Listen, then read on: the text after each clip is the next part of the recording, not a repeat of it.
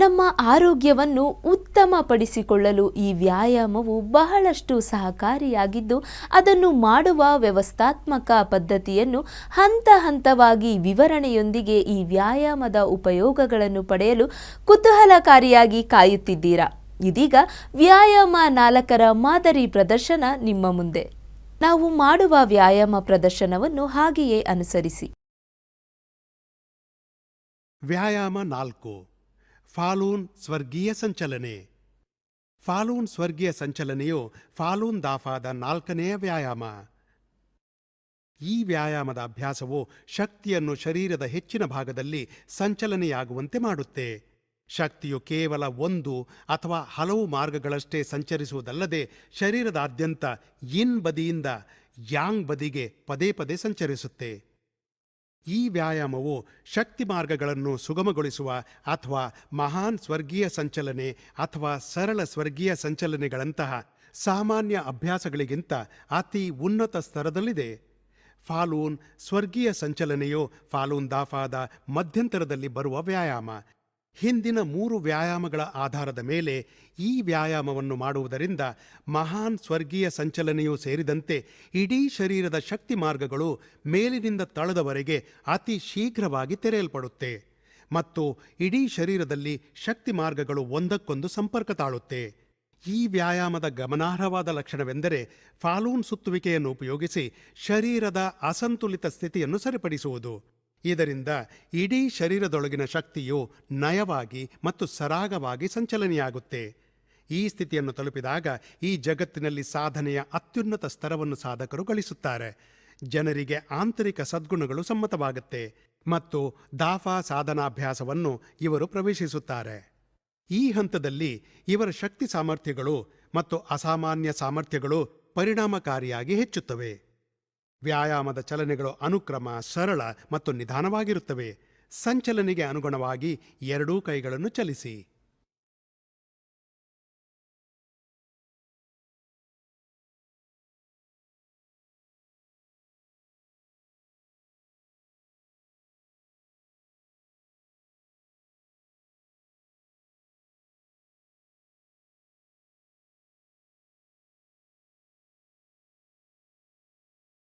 ಈಗ ಮಾಸ್ಟರ್ ಲೀರವರು ವ್ಯಾಯಾಮ ಮಾಡುವುದನ್ನು ಗಮನಿಸೋಣ. ಸಿದ್ಧತೆಯು ಮೊದಲಿನಂತೆಯೇ ಇರುತ್ತೆ. ಜೆ-ಇನ್,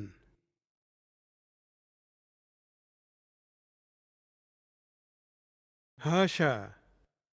ಹಶದಿಂದ ಎರಡೂ ಕೈಗಳನ್ನು ಪ್ರತ್ಯೇಕಿಸಿ ಮತ್ತು ಕೆಳಹೊಟ್ಟೆಯ ಕೆಳಕ್ಕೆ ಕೈಗಳನ್ನು ಚಲಿಸಿ. ಶರೀರಕ್ಕೆ ಎದುರಾಗಿ ಹಸ್ತಗಳನ್ನು ಚಲಿಸುವಾಗ ಶರೀರ ಮತ್ತು ಹಸ್ತಗಳ ನಡುವೆ 10 ಸೆಂಟಿಮೀಟರ್ ಅಥವಾ 3 ಇಂಚುಗಳಷ್ಟು ಅಂತರವಿಡಿ. ಕೈಗಳು ಕೆಳಹೊಟ್ಟೆಯನ್ನು ಹಾದು ಹೋದ ನಂತರ ಕೈಗಳನ್ನು ಕಾಲುಗಳ ಮಧ್ಯೆ ಕೆಳಕ್ಕೆ ತನ್ನಿ. ಹಸ್ತಗಳು ಕಾಲುಗಳ ಒಳಭಾಗಕ್ಕೆ ಎದುರಾಗಿರುವಂತೆ ಕಾಲುಗಳ ಮುಖಾಂತರ ಹಸ್ತಗಳನ್ನು ಕೆಳಕ್ಕೆ ಚಲಿಸಿ. ಇದೇ ಸಮಯದಲ್ಲಿ ಬೆರಳ ತುದಿಗಳು ನೆಲದ ಸಮೀಪ ಬಂದಾಗ ಕೆಳಕ್ಕೆ ಕುಳಿತುಕೊಳ್ಳುವ ರೀತಿಯಲ್ಲಿ ಬಾಗಿರಿ. ಕೈಗಳನ್ನು ಪಾದದ ಮುಂದಿನಿಂದ ಹಿಂಭಾಗದ ಕಡೆಗೆ ಚಲಿಸಿ.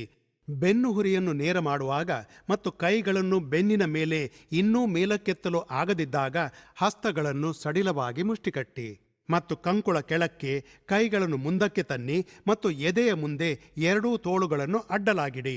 ಯಾವ ಕೈ ಮೇಲಿರಬೇಕು ಅಥವಾ ಕೆಳಗಿರಬೇಕು ಎಂಬುದರ ಬಗ್ಗೆ ವಿಶೇಷ ಅಗತ್ಯಗಳೇನೂ ಇಲ್ಲ. ಸ್ತ್ರೀ ಮತ್ತು ಪುರುಷರಿಗೆ ಇವು ಒಂದೇ ಆಗಿರುತ್ತವೆ. ಕೈಗಳನ್ನು ಭುಜದ ಮೇಲಿಡಿ, ಆದರೆ ನಡುವೆ ಅಂತರವಿಡಿ. ಸಡಿಲ ಮುಷ್ಟಿ ಮಾಡಿರುವುದನ್ನು ತೆರೆಯಿರಿ ಮತ್ತು ಎರಡೂ ಹಸ್ತಗಳನ್ನು ತೋಳುಗಳ ಯಾಂಗ್ ಬದಿಯ ಮುಖಾಂತರ ಚಲಿಸಿ. ಮಣಿಕಟ್ಟನ್ನು ತಲುಪಿದಾಗ ಎರಡೂ ಹಸ್ತಗಳ ಕೇಂದ್ರಗಳು ಒಂದನ್ನೊಂದು ಎದುರಾಗಿರಬೇಕು. ಕೈಗಳು ಶರೀರವನ್ನು ತಾಕುವುದಿಲ್ಲ.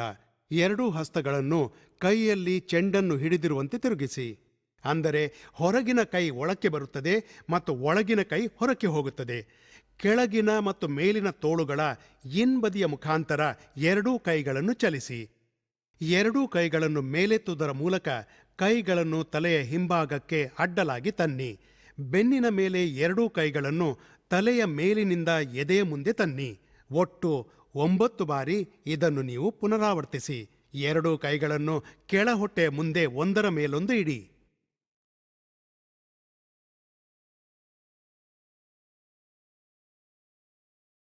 ದೇಹದೊಂದಿಗೆ ಆಂತರಿಕ ಮನಸ್ಸಿನ ಶಕ್ತಿಯನ್ನು ವೃದ್ಧಿಸುತ್ತದೆ. ಫಾಲುನ್ ದಾಫಾ ನಮ್ಮ ತಾಂತ್ರಿಕ ಬದುಕಿನಲ್ಲಿ ಸತ್ಯ, ಕರುಣೆ ಹಾಗೂ ಸಹನೆಗಳನ್ನು ನೀಡಲು ಇರುವ ದಾರಿದೀಪವೇ ಸರಿ. ಇದು ಸೀಮಿತವಾದ ಕ್ಷೇತ್ರಕ್ಕೆ ಸಂಬಂಧಿಸಿರುವುದಿಲ್ಲ.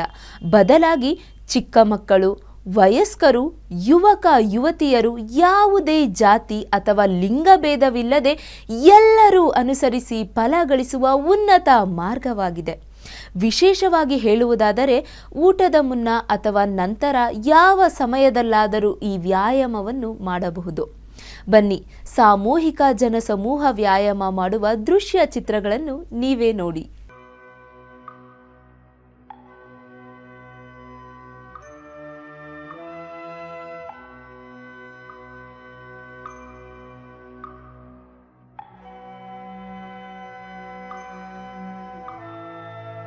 ನಾನು ಅರುಣ ಸಂಪತ್ ಕುಮಾರ ಪಾರ್ಕ್ ಪ್ರಾಕ್ಟೀಸ್ ಸೈಟ್ನಿಂದ ಮಾತಾಡ್ತಾ ಇದ್ದೀನಿ. ನಾನು ಸುಮಾರು 10-11 ವರ್ಷದಿಂದ ಈ ಪ್ರಾಕ್ಟೀಸ್ನ ಮಾಡ್ತಾಯಿದ್ದೀನಿ. ಫಾಲುನ್ ದಾಫಾ ಪ್ರಾಕ್ಟೀಸ್ ಅಭ್ಯಾಸ ಮಾಡ್ತಾಯಿದ್ದೀನಿ.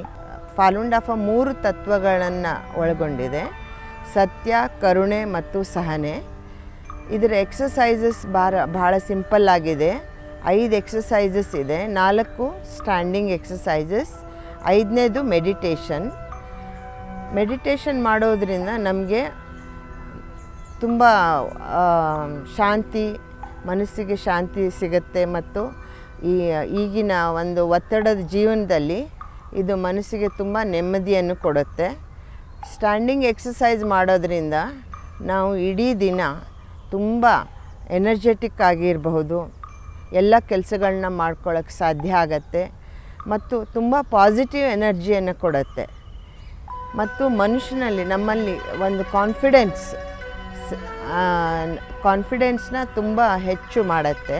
ಈ ಫಾಲುನ್ ದಾಫಾ ಪ್ರಾಕ್ಟೀಸ್ ತುಂಬ ಹೆಚ್ಚು ಜನರು ಮಾಡೋದ್ರಿಂದ ಸಮಾಜದಲ್ಲಿರೋ ಒಂದು ಸಮಾಜಘಾತುಕ ಶಕ್ತಿಗಳೇನಿದೆಯಲ್ಲ, ಮನುಷ್ಯನಿಗೆ ಯಾವಾಗ ಸೆಲ್ಫಿಶ್ನೆಸ್ಸು, ತನಗೆ ಬೇಕು ಎಲ್ಲ ಅನ್ನೋ ಒಂದು ಭಾವನೆಗಳು ಬಂದಾಗ ಅವನು ಕೊಲೆ ಮಾಡೋದಕ್ಕೂ ಹೆಸೋದಿಲ್ಲ.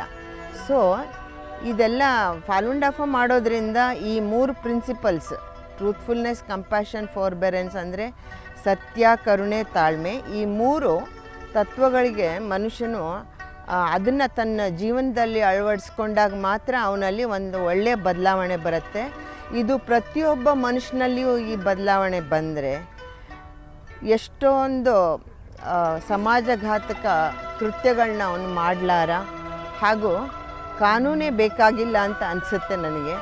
ಯಾಕಂದರೆ ತನ್ನನ್ನು ತಾನು ಅವನು ಹೇಗೆ ನಡ್ಕೊಳ್ಬೇಕು ಅನ್ನೋ ಒಂದು ಶಕ್ತಿ ಬರುತ್ತೆ. ಇನ್ನೊಬ್ಬರಿಗೆ ಯಾವಾಗಲೂ ಫಾಲುನ್ ದಾಫಾ ಪ್ರಾಕ್ಟೀಷ್ನರ್ ತಾನು ಮುಂದಾಗದೆ ಬೇರೆಯವ್ರಿಗೆ ಮುಂದೆ ಮಾಡ್ತಾನೆ ಮತ್ತು ಯಾವಾಗಲೂ ಅವನು ಇನ್ನೊಬ್ಬರಿಗೆ ಇದನ್ನು ಹೇಳ್ಕೊಡೋದಕ್ಕೆ ಸಮರ್ಥವಾಗಿರ್ತಾನೆ.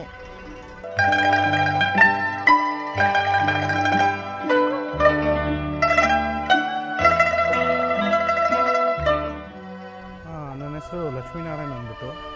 ಈ ಫಾಲುನ್ ದಾಫಾ ಪ್ರಾಕ್ಟೀಸ್ ಅನ್ನೋದು ಒಂದು ಸಾಧನೆ ಅಭ್ಯಾಸ ಅಂತಾರೆ. ಇದಕ್ಕೆ ಒಂದು 5 ಎಕ್ಸಸೈಸ್ ಇದೆ. 3 ವರ್ಷದಿಂದ ಈ ಅಭ್ಯಾಸನ ನಾನು ಸುಮ್ಮನೆ ಹಂಗೆ ಜಾಯ್ನ್ ಆದೆ. ಇದರಿಂದ ಉಪಯೋಗ ಏನಾಗ್ತಾಯಿದೆ ನನಗೆ ಅಂದರೆ, ಆರೋಗ್ಯದಲ್ಲೇ ಭಾಳ ಬೆಳವಣಿಗೆ ಆಗಿದೆ.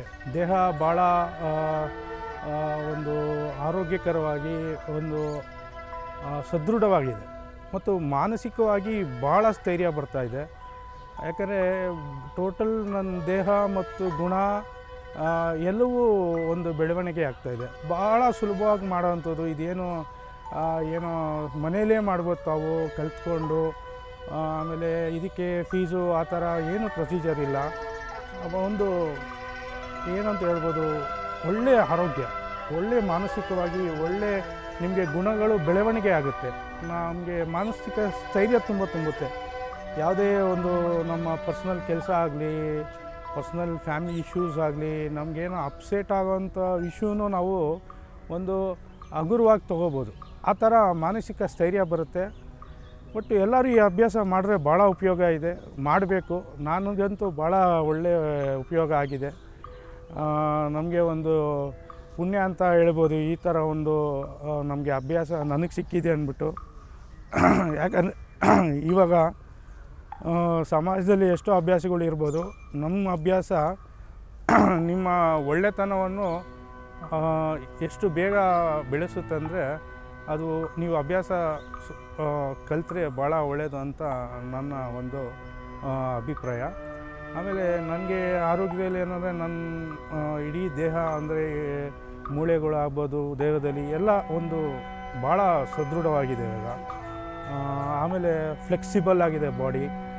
ಆಮೇಲೆ ಈ 3 ವರ್ಷದಿಂದ ಯಾವತ್ತೂ ನಾನು ಡಾಕ್ಟ್ರು ಶಾಪಿಗೆ ಯಾವತ್ತೂ ಹೋಗೇ ಇಲ್ಲ, ಆ ಥರ ಒಂದು ಆರೋಗ್ಯ ಇದೆ. ಆಮೇಲೆ ಮಾನಸಿಕವಾಗಿ ಮುಂಚೆ ಕೋಪ, ಆಮೇಲೆ ಒಂದು ವಿಷಯನ ಯಾವತ್ತೂ ತಾಳ್ಮೆಯಿಂದ ನಾನು ನೋಡ್ತಾ ಇದ್ದಿಲ್ಲ. ಬರೀ ಫೋರ್ಸಬಲ್ಲಿ ಯಾವುದನ್ನೇ ಆಗಲಿ ಒಂದು ಶಕ್ತಿ ಯೂಸ್ ಮಾಡ್ಬೋದು, ಜೋರು ಮಾಡ್ಬೋದು, ಯಾವುದೋ ಒಂದು ದಾರಿ ಗೆಲ್ಲಬೇಕು ಅಂದ್ರೆ ಆ ಥರ ಒಂದು ಮಾನಸಿಕವಾಗಿದ್ದೆ. ಈ ಅಭ್ಯಾಸದಲ್ಲಿ ಸೇರಿದ ಮೇಲೆ ಒಳ್ಳೆ ರೀತಿಯಲ್ಲಿ ಒಳ್ಳೆ ಈ ಒಂದು ಗುಣಗಳು, ಸತ್ಯ, ಕರುಣೆ, ತಾಳ್ಮೆ ಅನ್ನೋದು ಎಷ್ಟು ನಾವು ಆ ದಾರಿಯನ್ನೇ ಮೂಲಕ ನಡೆದ್ರೆ ಜೀವನದಲ್ಲಿ ನಾವು ಬೇರೆ ದಾರಿಯಲ್ಲಿ ಸಾಧಿಸೋಕ್ಕಿಂತ ತುಂಬ ಭಾಳ ಒಳ್ಳೆ ವಿಷಯಗಳ್ನ ಸಾಧಿಸ್ಬೋದು. ಎಲ್ಲರಿಗೂ ನನ್ನಿಂದ ನಮ್ಮ ಫ್ಯಾಮ್ಲಿಯಲ್ಲಿ ನಮ್ಮ ಎಲ್ಲರಿಗೂ ಒಂಥರ ಸಂತೋಷವಾಗಿದ್ದಾರೆ. ಯಾಕಂದರೆ ಮೊದಲು ಯಾವುದೇ ವಿಷಯ ಆದ್ರೂ ಭಾಳ ಕೋಪ ಮಾಡ್ಕೊತಿದ್ದೆ, ಸಣ್ಣ ಇಶ್ಯೂಗೂ ಈಗೋ ತುಂಬ ಇತ್ತು. ಇವಾಗ ಈ ಅಭ್ಯಾಸ ಶುರು ಆದಮೇಲೆ ನಾನಾಗಿ ಭಾಳ ಸಂತೋಷವಾಗಿದ್ದೀನಿ. ಇನ್ನೇನು ಹೇಳೋದು, ಎಲ್ಲರೂ ಈ ಅಭ್ಯಾಸ ಮಾಡಿ.